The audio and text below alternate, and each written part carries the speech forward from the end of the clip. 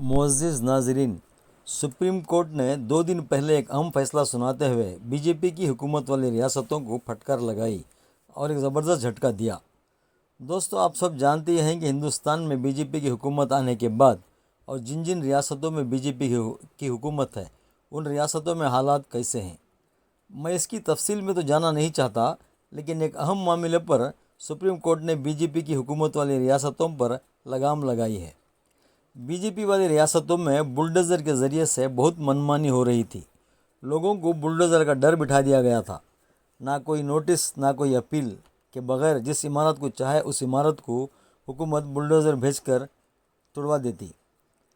ایسے ہی نہ جانے کتنی عمارتیں، کتنے مکان، دکان منہدم کر دیے گئے تھے۔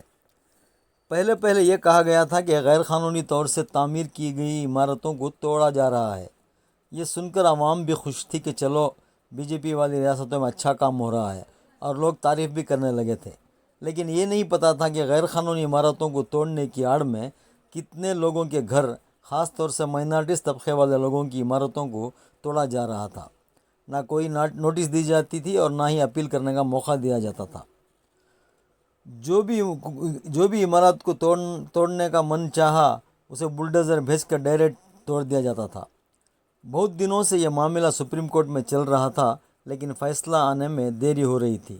2 دن پہلے جسٹس بی آر گوائی اور جسٹس کے وی وشوناتھن کی بینچ نے ایک تاریخی فیصلہ سناتے ہوئے کہا کہ حکومت کو کورٹ کا کام نہیں کرنا چاہیے، آفیسرز کو جج نہیں بننا چاہیے، کسی کے بھی گھر کو بغیر نوٹس دیے، بغیر کورٹ میں اپیل کرنے کا موقع دیے کوئی بھی عمارت کو گرانا نہیں چاہیے۔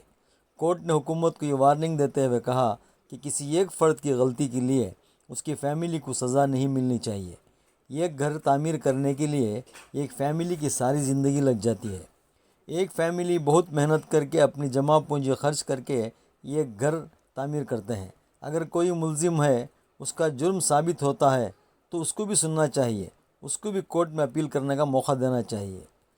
کورٹ نے بی جے پی حکومت والی ریاستوں کو سخت لہجے میں کہا کہ کوئی بھی عمارت کو گرانے سے پہلے اس عمارت پر حکومت کو نوٹس لگانا ضروری ہوگا۔